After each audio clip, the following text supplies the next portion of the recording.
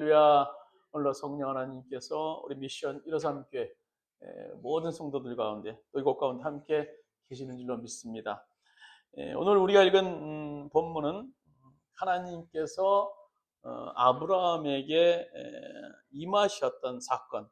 근데 두 가지 형태로 나타나셨죠. 하나는 타는 화로, 오늘 성경은 연기 나는 화로로 임하셨고요. 또 하나는 타오르는 횃불로 임하셨습니다.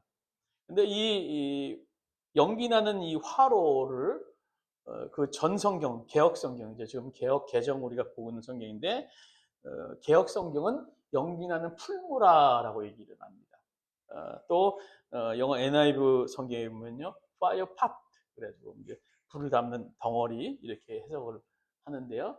이 본문 문맥상으로 보면 화로보다 풀무가 더 적합할 것 같아요. 그래서 오늘은 연기 나는 풀무로 이제 계속 말씀을 드리도록 하겠습니다. 그래서 하나님께서 오늘 아브라함에게 나타나셨을 때 연기 나는 풀무와 또 타오르는 횃불로 임하셨어요. 본문에 보시면 아브라함은 하나님께서 땅을 주신다라는 그런 약속을 듣게 됩니다. 그리고 그 언약에 대한 증거를 이제 하나님께 아브라함이 요구를 하게 돼요. 그래서 아브라함이 순종해서 이제 쪼갠 고기를 제단 위에 올리게 되고, 하나님께서 그 쪼갠 고기 사이로 연기 나는 풀물을 먼저 지나가게 하시고 횃불로 그 사이를 뜨겁게 지나게 하십니다. 그 광경을 바라봤던 아브라함이 얼마나 마음에 확신이 섰겠어요. 야, 주님 말씀에 순종해서 그렇게 했더니 그 언약에 대한 증거로 연기 나는 풀물을 지나게 하시고 또 타오르는 횃불을 그곳에 지나게 하심으로 그 언약에 대한 증명을 하셨다. 아브라함의 그 마음속에는요, 굉장한 설렘과 기쁨, 말할 수 없는 그런 약속에 대한 확신으로 인한 소망이 가득했을 거예요. 이 두 사건은, 이 두 가지는요, 연기 나는 풀무, 또 타오르는 횃불, 이것은요, 앞으로 이스라엘이 직면해야 될 일들에 대한 그런 예언의 말씀이기도 해요. 오늘 연기 나는 풀무라는 것은 그들이 앞으로 겪어야 될 시련을 오늘 하나님께서 상징한 것이고요. 또 타오르는 횃불은 그 시련의 역사 건너편에 주님께서 예비해 놓으신 그런 새 미래, 새 역사, 그런 아름다운 일들에 대해서 주시는 메시지라고 볼 수 있습니다. 그래서 오늘 본문 13절에 보시면요, 하나님께서 아브라함에게 이렇게 말씀해 주시죠. 여호와께서 아브라함에게 이르시되 너는 본토 친척. 오늘 13절 말씀 우리 같이 한번 읽도록 하겠습니다. 13절 말씀 같이 읽도록 하겠습니다. 여호와께서 아브라함에게 이르시되 너는 반드시 알라 내 자손이 이방에서 객이 되어 그들을 섬기겠고 그들은 400년 동안 내 자손을 괴롭히리니. 그래서 이스라엘 역사 속에서 400년 동안 종살이를 하게 될 것이라는 그런 예언을 하나님께서 하시게 됩니다. 그래서 실제로 430년 동안 애굽에서 그들이 종살이하는 것을 우리가 볼 수 있는데요. 그러나 이 고통이 이제 그들에게 그냥 끝나고 고통이 마무리된다라고 말씀하시는 것은 아니죠. 오늘 이 고통 그 건너편에서 주님께서 예언하셨던 말씀이 또 16절에 나옵니다. 우리 16절 말씀 같이 한번 읽도록 하겠습니다. 16절입니다. 내 자손은 4대 만에 이 땅으로 돌아오리니 이는 아모리 족속의 죄악이 아직 가득하지 아니함이라 하시더라. 오늘 이 성경에 보시면요, 결국 4대 만에, 내 자손은 4대 만에. 여기 4대 만이라고 계산을 하면요, 아브라함 이후에 모세까지는 맞지 않아요. 여기 4대라는 제네레이션이라는 4대 만의 의미라는 것은요, 족장들의 그 평균 족장 재임 기간을 100년으로 봤다는 겁니다. 그러니까 4대만이라는 것은 400년을 다른 표현으로 오늘 하나님께서 하신 건데요. 그 4대만에 결국 모세 때에 이스라엘 백성들이 이제 400년의 그 고난의 애굽에서 440년의 고난의 애굽에서 이제 나오게 되죠. 그래서 그 백성들을 이끌고 시온의 땅으로 하나님께서 회복시켜 주시는 모습을 우리가 볼 수 있는데요. 문자 그대로 연기 나는 풀물을 지나서 그들에게 타오르는 횃불의 미래가 준비되어 있던 것을 오늘 성경의 말씀을 통해서 우리가 볼 수 있게 되는 겁니다. 이것은 비단 한 공동체가 걸어야 할 어떤 역사의 과정일 뿐만 아니라 영적 이스라엘이라고 생각하는, 또 주님께서 말씀하셨던 우리의 삶의 장에서 반드시 거쳐야 함을 성경은 말씀해 주고 계시는 거예요. 그래서 이것을 흔히 우리는 깨어짐의 과정이라고 해요. 깨어짐의 과정. 개인들이 겪어야 되는 깨어짐의 과정. 마치 불물 속에 들어가서 깨어지고 달궈져서 비로소 하나님이 나라는 존재를 쓰신다는 거예요. 나라는 존재. 우리가 구약의 야곱의 사건을 봐서도 알 수 있죠. 야곱의 일생에서 가장 결정적으로 잃을 수 없었던 사건이 있어요. 그것은 야보강 나루토에서의 그런 야곱의 체험이에요. 야보강 나루토에서 야곱의 하나님께서 천사의 모습으로 나타나셔서 야곱의 환도뼈를 부러뜨리죠. 야곱이 케어당합니다. 그래서 다리를 절게 됩니다. 장애인이 되고 말아요. 그것은 그에게 아픔의 체험이었어요. 얼마나 고통이었겠습니까? 깨어짐의 시련의 체험. 그러나 바로 이런 시련을 통해서 야곱은 새로운 이름을 받게 됩니다. 그리고 더 나아가서 꾀보였던, 정말 약삭바로 꾀로 인생을 살았던 그 야곱이 이제 당당하게 형님 앞에 나아가며 형님과 이제 대화를 하는, 화해를 하는 모습이 성경에 기록되어 있습니다. 이제 야곱은요, 하나님이 손에 붙들림 받는 새로운 인생으로 살아가기 시작하는 것. 이것이 바로 야곱의 회심의 드라마입니다. 또 사도 바울은 다메섹에서 회심의 사건을 경험하게 되는데요. 젊은 청년이었던 그는 시리아의 다마스카스로 이제 예수 믿는 사람을 잡고 교회를 핍박하기 위해서 가던 그 가운데 하나님을 만나게 되죠. 정오의 강렬한 빛 가운데 이 사도 바울을 사로잡습니다. 빛 가운데 사도 바울이 거꾸로 지죠. 하늘에서 음성이 들립니다. 사울아, 사울아, 내가 어찌 나를 핍박하느냐.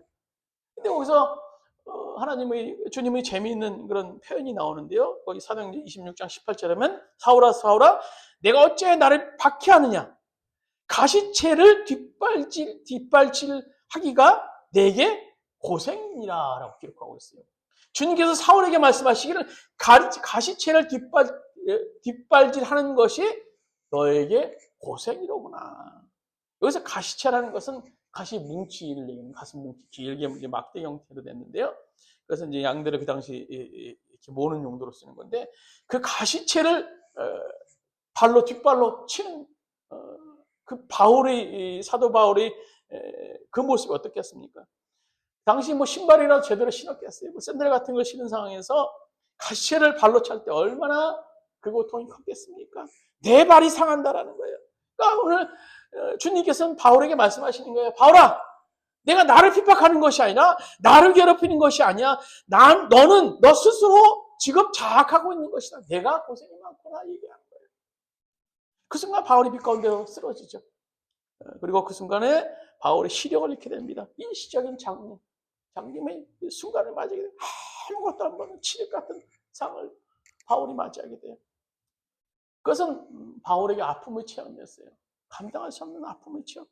자신이 깨어지는, 또 그동안 자신이 철석같이 믿었던 자신의 어떤 신념, 내가 있는 것이 이것이 확실한 것이다라는 그런 율법에 의해서 행했던 그런 신념이 다 무너지는, 그동안 살아왔던 인생들이 다 아무것도 아닌 것이 되는 고통의 순간이었습니다.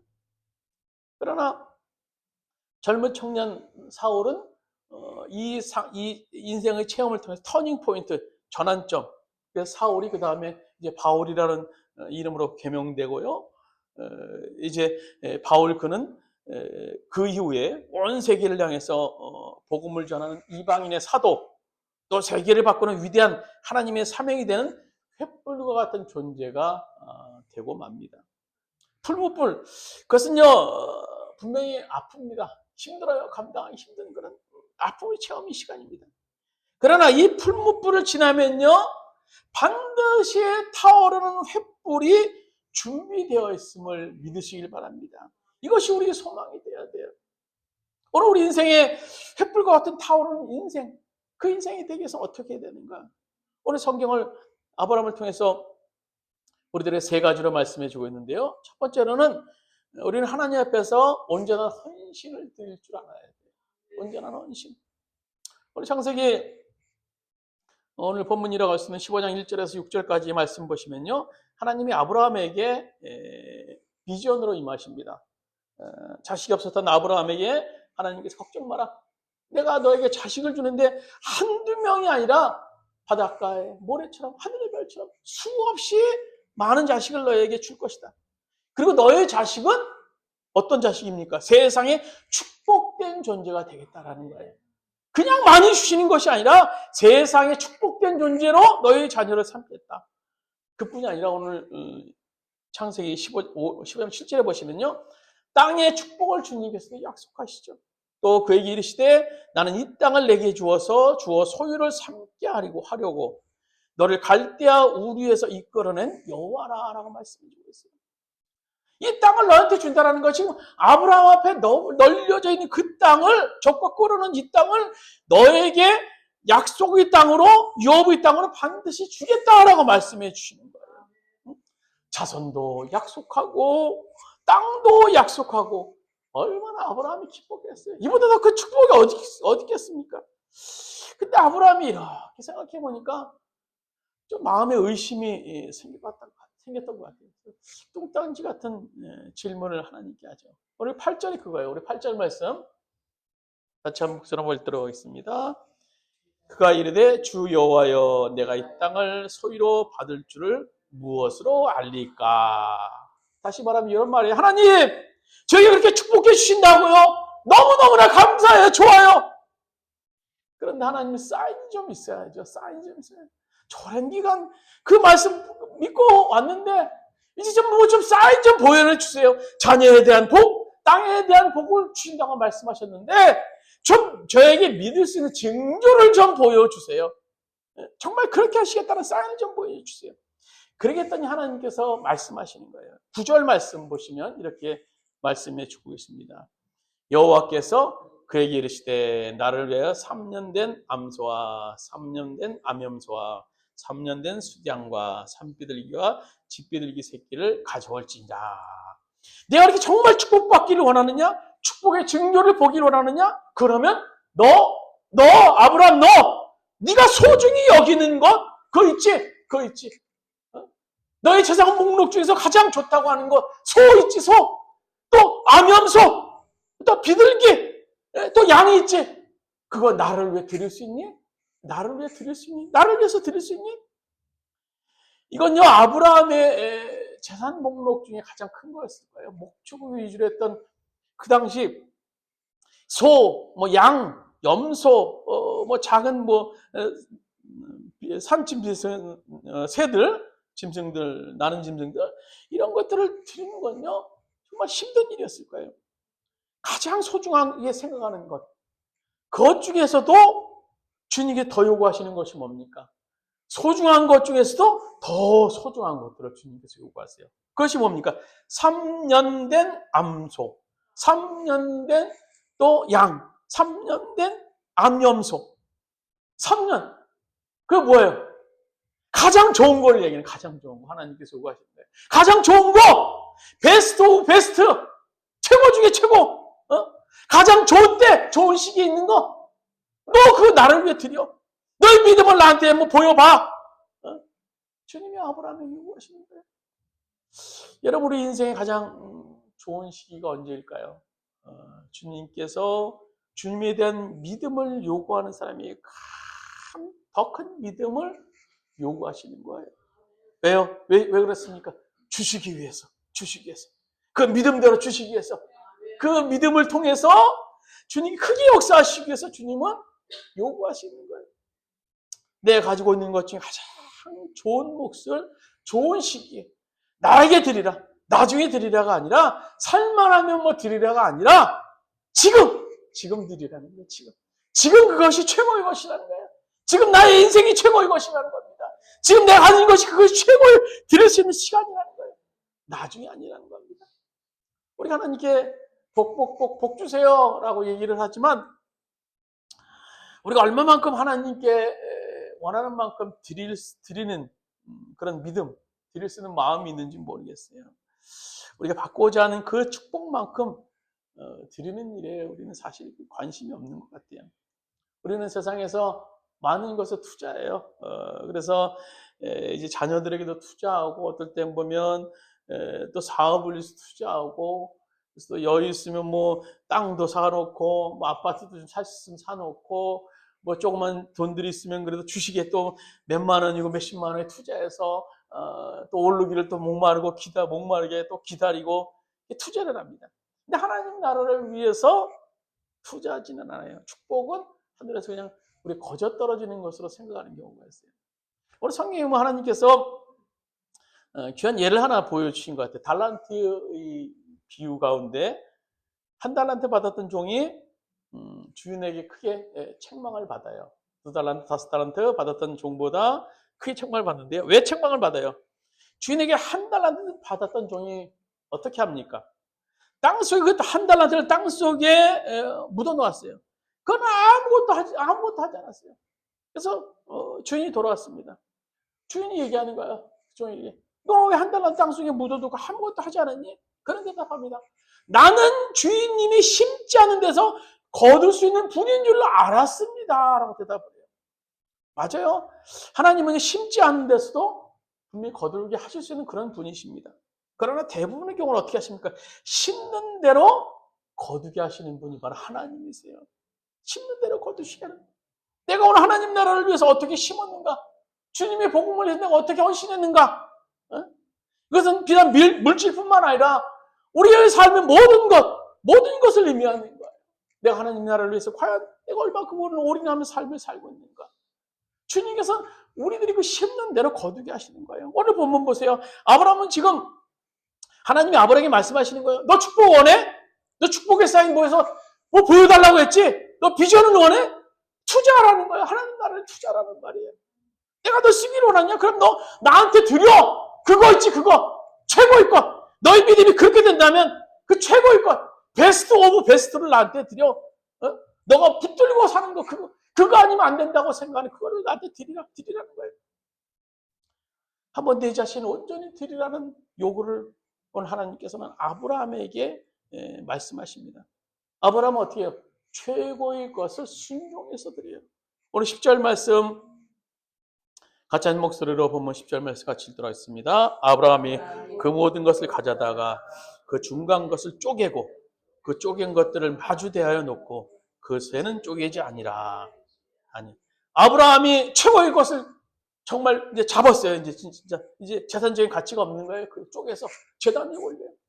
암염소, 뭐 양, 뭐 소, 뭐 이런 것들 다 귀한 것들을 다 올렸던 겁니다. 하나님 말씀에 순종해서. 예.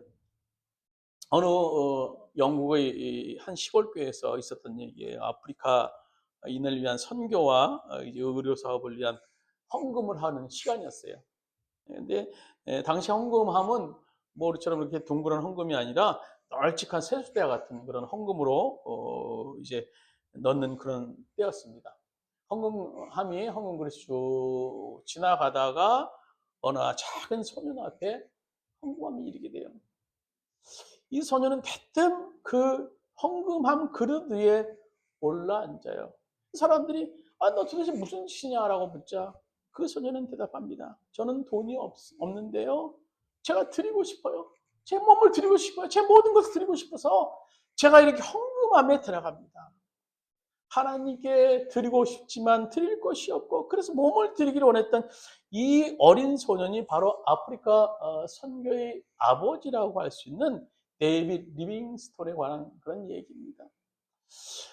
축복을 원하세요? 사업장이 잘 되길 원하세요? 큰 비전으로 주님 앞에 쓰임받기 원하십니까? 먼저 주님 앞에 우리의 믿음을 보여드리길 바랍니다. 먼저 주님이 원하시는 거 온전히 최고의 것, 최고의 것. 그럼 주님은 반드시 그에 대한 응답을 하실 겁니다. 오늘 바로 첫 번째 우리 인생이 타오르는 횃불이 되기 위해서는 온전한 것을 주님 앞에 드리라. 최고의 것을 드리라는 겁니다. 두 번째는 뭡니까? 하나님의 깨뜨리심의 과정을 통과하셔야 돼요. 하나님이 나를 깨뜨리시는 과정을 지나야 하나님이 기뻐하시는 모습으로 우리가 만들어지는 거예요. 그 과정을 위해서 하나님은 이스라엘 백성들의 이스라엘 공동체를 400년 동안을 어떻게 풀무불 속에 집어넣으셨어요. 애굽의 그 고통 속에, 애굽의 그 밑에 그 권센 이스라엘 민족이 하나님 앞에 쓰임 받기 위해서는요, 계속 풀무불 속에 하나님께서 그 백성들을 집어넣으셨던 거예요. 이 민족이 계속 거부를 하고 해도 주님께서 계속 풀무불 속에 집어넣었어요. 그러나 거부하면 거부할수록 어떻게 됩니까? 고난의 시간은 더 연장될 수밖에 없는 거예요. 이것은요, 우리 개인의 체험일 수도 있습니다. 그래서 계속해서 하나님은 오늘 우리를 부세요. 나를 부수십니다. 부수세요. 나를 만드세요. 왜? 하나님이 기뻐하시는 인생이 될 수 있도록 계속 부수세요. 우리가 이사야 28장 27절에 보시면요, 거기서 하나님께서 이스라엘 백성들을 다스리시는 모습을 이제 식물에 표현하는 아주 재미있는 모습을 볼 수 있는데요. 우리 소해향이라는 식물이 나와요. 우리 같이 한번 보실까요? 이사야 28장 우리 27절 우리 주어 있는 말씀 같이 읽도록 하겠습니다. 소해향을 도르깨로 쳐서 떨지 않는다. 대양 위로는 수레바퀴를 굴리지 않는다. 소해향의 작대기로 가볍게 두드려서 털고 대양도 막대기로 가볍게 두드려서 떤다. 사람이 곡식을 떨지만 나달이 바스러지도록 떨지 않는다. 수레바퀴를 곡식 위에 굴릴 때에도 말발부의 그것을 으깨지 않는다. 이 얘기가 뭐냐면요, 소해향이라는 그 작은 식물, 씨의 어느 일종인데요, 뭐 어떤 향신료에 쓰이는 그런 식물이라고 합니다. 근데 소해향을 거둘 때는 작대기로 툭툭 쳐서 작대기로 쳐서 걷어들여요. 우리 예전에 보면 시골에 보면 깨 털 때 깨 터는데 막 후려치는 사람이 있습니다. 깨 털 때 툭툭 작대기로 툭툭 쳐내요. 또 대양은 어떻게 합니까? 대양은 좀 더 작대기보다 조금 큰 막대기로 툭툭툭툭툭 요즘 보면 시골에서 보면 크게 이렇게 널찍이 돼서 이름을 모르겠는데요. 막대기 내려치는 걸 콩을 털 때나 그런 모습을 볼 수 있는데 그것이 대회양을 이제 칠 때 모습을 이제 하나님께서 말씀해 주신 거고요. 마지막으로 여기 보면요. 곡식은 수레바퀴에 넣고 돌린다. 그러니까 우리가 보리 같은 거 타작할 때 어떻게 합니까? 절구에 넣고 찌죠. 절구에 넣고 절구방아로 내려쳐서 이제 곡식의 나다를 베끼거나 하는 것을 볼 수 있습니다. 그러니까 사람마다 하나님의 손에 붙들려서 만들어지는 모습이 다 다른 것 같아요. 깨 같은 사람은 회초리를 탁탁 쳐서 너 깨달아지니? 그래서 깨우치는 사람도 있어요. 그 말 듣고 깨우치는 사람. 그래서 참 현명한 사람인 것 같아요. 주님께서 한번 탁 사인 보낼 때 바로 깨달아지는 사람. 또 어떤 사람은요, 콩처럼 하나님이 이 도리깨를 가지고 내려치는 사람이 있어요. 그러칠 때. 그래서 얻어맞고 거기서 정신 차리고 새로워지는 또 사람이 또 있어요. 또 어떤 사람은요, 절구방아 속에 넣고 찢지 않으면 결코 새로워지지 않는 그런 인생들도 있어요. 여러분, 만약에 나의 인생이 지금 거센 풍파, 또 거센 시련, 그리고 큰 고통 앞에 서 있거든요. 이렇게 한번 생각해 보세요. 하나님께서는 나를 굉장히 큰 사람으로 쓰시려고 그러는 거구나. 그래서 이 커다란 방법으로 나에게 오늘 임하고 계시는구나. 그러나 또 하나의 가능성이 있어요. 그것은 뭐냐면 하나님께서 내가 너무 고집이 세니까 절구방아에 나를 넣고 지금 찢고 계시구나. 중요한 것은요, 하나님이 나를 만드실 때 저항하면 안 돼요. 하나님 만들어주세요. 하나님 이 고통을 통한 교훈을 분명히 배우기 원합니다. 그리고 주님이 원하시는 사람이 될게요. 오늘 우리가 조금 전에 부른 찬송이 그거 아닙니까?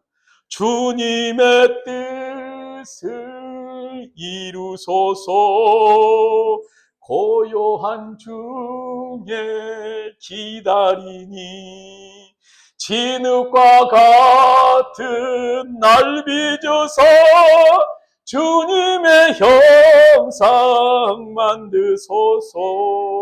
주님께서 지금 우리를 빚고 계세요.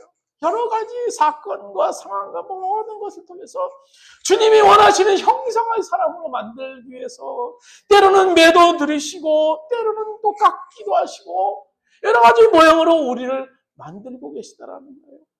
바로 우리의 인생이 횃불 같은 타오르는 인생으로 만들기 위해서 주님께서 지금 우리를 손대고 계시다라는 거예요. 우리는 어떻게 됩니까?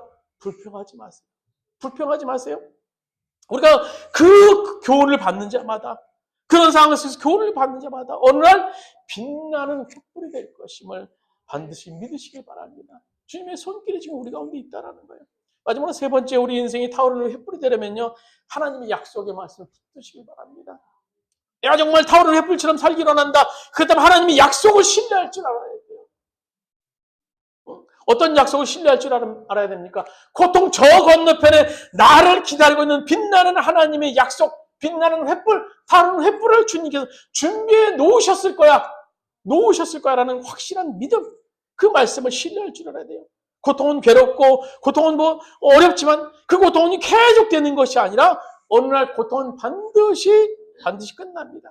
언제 끝납니까? 내가 받아야 할 교훈을 우리가 배우고 주 앞에서 제대로 서기만 하면요, 고통의 긴 터널 바깥에 어느 희망의 새벽을 하나님께서 분명히 준비해 놓으신 겁니다. 그 새벽을 우리가 바라볼 수 있어야 돼요. 오늘 말씀 속에서 그 새벽을 바라볼 수 있어요. 오늘 본문에 보세요. 어떤 새벽을 준비하셨습니까? 14절에 보시면요, 그들이 섬기는 나라를 내가 징벌할지며, 하나님께서 아브라함에게 얘기하는 거예요. 문자 그대로 하나님이 이집트 나라를 징계하시고 모세를 통해서 이스라엘 백성들을 출애굽시키십니다. 또 계속 14절에 보시면 이렇게 말씀해 주시죠. 그 후에 내 자손이 그 재물을 이끌고 나오리라. 하나님께서 말씀하시는 거예요. 아브라함에게 네 자손, 그 자손이 섬기는 그 나라를 징벌할 뿐만 아니라 큰 재물을 가지고 나올 거야. 정말 오늘 이스라엘 백성들이 출애굽할 때 그냥 나왔습니까? 어려운 종살이를 했지만 오늘 성경에 보면 예언 그대로 큰 부를 가지고 그들이 출애굽했고, 그 부가 오늘 후에 팔레스타인 땅에서 이스라엘이라는 새로운 역사를 이루는 기초가 된 것을 볼 수 있어요. 오늘 종살이하는 동안 거기서 그들은 하나님의 손길에 의해서 오늘 미래를 준비할 수 있었던 것입니다. 개인적으로 하나님은 아브라함에게 오늘 15절에 약속하시죠. 15절에 이렇게 말씀해 주고 같이 읽도록 하겠습니다. 너는 장수하다가 평안히 조상에게로 돌아가 장사될 것이요. 이 고통은 아브라함의 마냥 되는 것이 아니야. 내가 건강한 몸으로 평안히 누리면서 샬롬의 미래, 평안의 미래를 너는 가지게 될 것이다 라고 예언하고 계시는 거예요. 그러므로 오늘 잠깐 고통이 있을지라도 잘 견디라 라고 하나님께서 아브라함에 말씀해 주고 계십니다. 그러면서 아브라함에 너 나하고 약속하자. 그래서 하나님이 아브라함과 약속을 하세요. 그 약속이 어떻게 된 겁니까? 오늘 11절에 이런 약속을 하시죠. 17절에 보면 해가 져서 어두울 때 연기 나는 화로가 보이며 타는 횃불이 쪼갠 고기 사이로 지나가더라라고 기록하고 있습니다. 먼저 풀무 연기를 보았고 연기가 지나간 다음에 횃불이 나왔어요. 그 횃불이 어떻게 됐습니까? 하나님이 보내신 횃불이 오늘 그 쪼갠 고기 사이로 쫙 지나가는 거예요. 여러분 한번 상상해 보세요. 하나님이 말씀에 의지해서 순종했더니 하나님께 놀라운 일로 응답하시는 거예요. 연기 나는 풀무, 타오르는 횃불이 쪼갠 고기 사이로 쫙 지나가요. 하나님과의 언약이 성립됐다는 거죠. 아브라함이야, 봐라. 이것이 언약이 성립된 거야. 그게 어떤 의미냐면요, 쪼갠 고기 사이로 지나간다는 것은요, 당시 쌍방 중에 약속을 파기한 사람은 이 쪼갠 고기처럼 처참하게 된다는 그런 의미를 가지고 있는 거예요. 그래서 그 약속은 반드시 목숨 걸고 무슨 일이 있어도 반드시 지켜야 된다는 그런 언약을 의미하는 당시의 모습이에요. 결코 이 약속은 변할 수 없다. 불변이다라는 거예요. 그런데 본래 약속이라는 것이 사실 쌍방이 행해야 되는 건데 여기서 보면 사실 하나님 횃불만 지나간 거예요. 어떻게 보면요, 이건 약속이 아니에요. 어떻게 보면 이것은 하나님의 자신을 나타내신, 오늘 이 너와의 약속은 내가 불변의 약속을 반드시 지킬 것이다라는 하나님만의 그런 불변의 약속, 자기의 표현이다라고 우리가 볼 수 있는 겁니다. 하나님은 이미 인간인 아브라함의 그 당신과의 약속을 이행할 능력이 없음을 아셨어요. 그래서 이것이 엄밀히 따지면 약속을 확증하려고 했던 하나님의 자기 선언. 아브라함아, 내가 어떻게 하든지 네가 드리는 그 믿음을 볼 때 나는 그 약속을 반드시 지킬 것이다 라고 말씀하시는 거예요. 너희가 지금 연기, 풍부와 같은 고통의 시련의 골짜기를 지나겠지만 나는 너희를 위해 횃불을 준비했다. 내가 보는 이 모습 그대로 될 것이다. 하나님이 일방적으로 약속하신 것, 그리고 그 약속은 그대로 될 것이다 라는 겁니다. 여러분, 주님께서 우리를 사랑하시기 때문에 때로는 인생의 장에서 고통의 연기, 또 어떤 풀무의 연기를 허용하십니다. 그래서 그러나 그 연기에는 뜻이 있어요.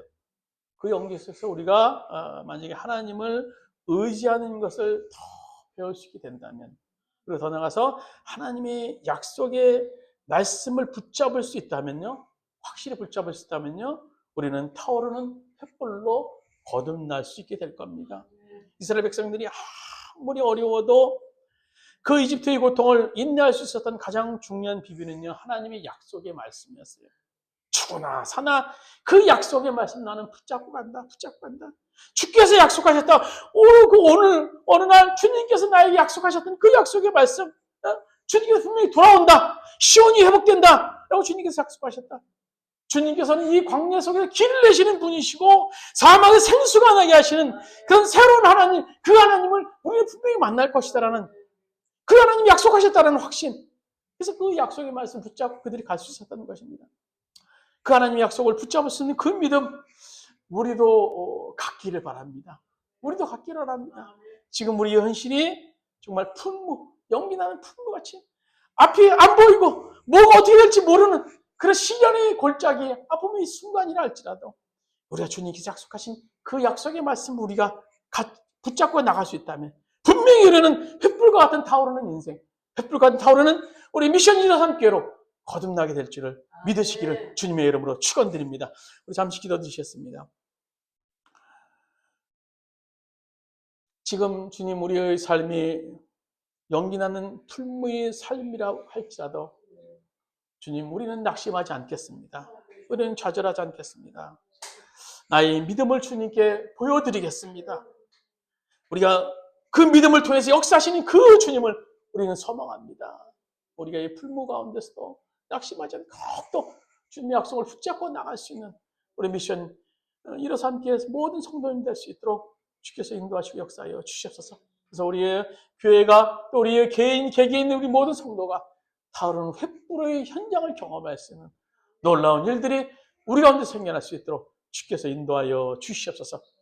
이제는 우리 주 예수 그리스도의 은혜와 하나님 아버지의 무한하신 사랑하심과 보혜사 성령님의 감화 감동대 교통하시는 종이 오늘 연기나는 풀무와 타오르는 횃불의 역사를 통해서 이스라엘의 백성을 예언하셨던 또 약속하셨던 하나님의 그 약속의 말씀을 붙잡고 나가기를 원하는 모든 미션 123개 성도들 머리 위에 그의 가정의 사업장과 직장의 땅의 모든 교회 위에 이 방송을 듣는 모든 이들 위해 이제부터 오늘까지 함께 하시기를 간절히 축원하옵나이다.